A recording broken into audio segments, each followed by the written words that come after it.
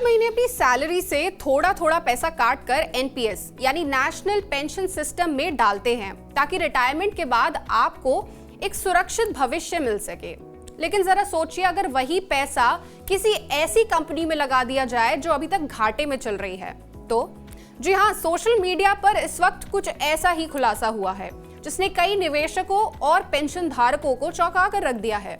हाल ही में एक finance analyst Rudra Chaudhary ने अपने ट्विटर यानी एक्स अकाउंट से एक डॉक्यूमेंट शेयर किया जिसमें उन्होंने ये दावा किया है कि एसबीआई और एचडीएफसी के एनपीएस पेंशन फंड्स ने लेंसकार्ट के आईपीओ में करीब 25 करोड़ रुपए निवेश किए हैं और ये निवेश किया गया है एक ऐसी कंपनी में जो अब तक लगातार लॉस में चल रही है। तो आखिर क्या है ये पूरा मामला, चलिए इस रिपोर्ट में जानते हैं। नमस्कार, मैं हूं सलोनी त्यागी और आप देख रहे हैं money 9। Finance analyst Rudra Chaudhary ने अपने ट्वीट के साथ एक डॉक्यूमेंट शेयर किया। वो दरअसल लेंसकार्ट सॉल्यूशंस लिमिटेड की एंकर इन्वेस्टर अलॉटमेंट शीट है, यानी कंपनी के आईपीओ आने से पहले बड़े बड़े निवेशकों को किए गए शेयर अलॉटमेंट की पूरी लिस्ट। इस लिस्ट में ये साफ दिखता है कि एनपीएस ट्रस्ट के HDFC pension fund tier 1 account को 6,06,028 शेयर 402 रुपए प्रति शेयर की कीमत पर अलॉट किए गए हैं, यानी इनका कुल निवेश लगभग हुआ 24.36 करोड़।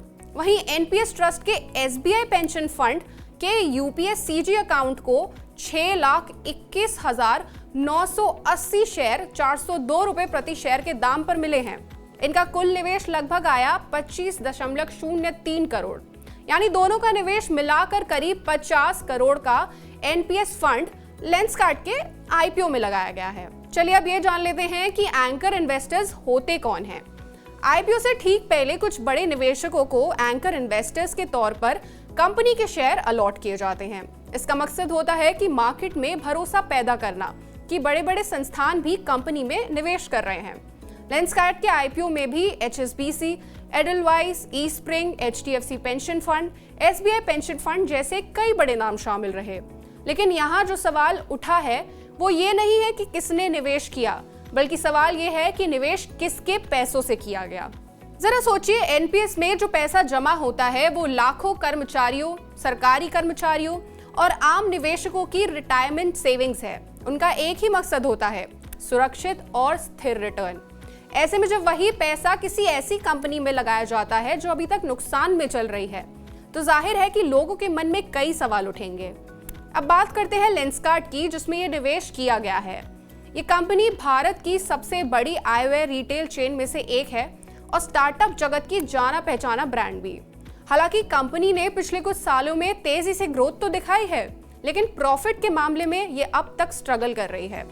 फाइनेंशियल ईयर 2023-24 में लेंसकार्ट को करीब 260 करोड़ रुपए का घाटा हुआ था, यानी निवेशकों की चिंता बिल्कुल वाजिब है। अगर कंपनी मुनाफा ही नहीं कमा रही तो क्या पेंशन का पैसा इसमें लगाना सही फैसला है? अब आप ये जरूर सोच रहे होंगे कि क्या एनपीएस फंड्स को किसी लॉस मेकिंग कंपनी के आईपीओ में पैसा लगाने की इजाजत है? दरअसल पीएफआरडीए यानी pension fund regulatory and development authority ने पिछले कुछ सालों में नियमों को थोड़ा लचीला किया है। इन नियमों के तहत पेंशन फंड्स को अब आईपीओस और इक्विटी मार्केट्स में निवेश करने की अनुमति है, लेकिन कुछ लिमिट्स और गाइडलाइंस के साथ। रुद्र चौधरी ने अपने ट्वीट पे पीएफआरडीए को टैग करते हुए ये कहा है कि इस पूरे मामले की जांच होनी चाहिए। उनका कहना है कि पेंशन फंड्स का पैसा लॉस मेकिंग कंपनियों में नहीं लगाना चाहिए क्योंकि ये आम लोगों की मेहनत की कमाई है। उनका कहना है कि अगर ये निवेश सफल नहीं होता है तो नुकसान अंत में उन लोगों को झेलना पड़ेगा जिन्होंने अपनी मेहनत की कमाई पेंशन के लिए जोड़ रखी थी। इस पूरे मामले पर आपकी क्या राय है, हमें कमेंट सेक्शन में जरूर बताएं। साथ ही ऐसी ही और खबरों और अपडेट्स के लिए जुड़े रहिए हमारे साथ सिर्फ मनी 9 पर। इस सिप से तो नींद टूटती है, लेकिन केवल जागना नहीं, आगे भी तो बढ़ना है। उसके लिए चाहिए एक और सिप।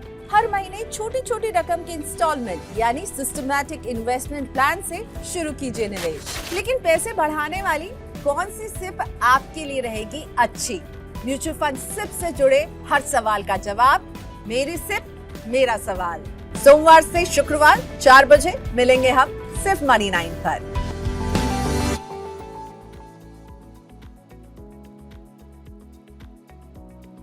मनी 9 लाया है membership programme money 9 prime.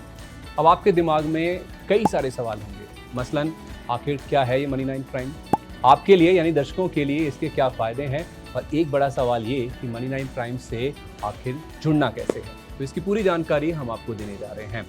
Money 9 prime में 3 प्लान होंगे, इकोनॉमी, स्टैंडर्ड और वीआईपी। तो फटाफट ज्वाइन कीजिए YouTube पर मनी 9 प्राइम। ज्वाइन करने के लिए मनी 9 के YouTube पेज पर जाइए, होम पेज पर मिलेगा ज्वाइन बटन, इसे क्लिक करें, अपनी पसंद का प्लान चुनें और बस हो गया, अब आप रहेंगे सबसे आगे।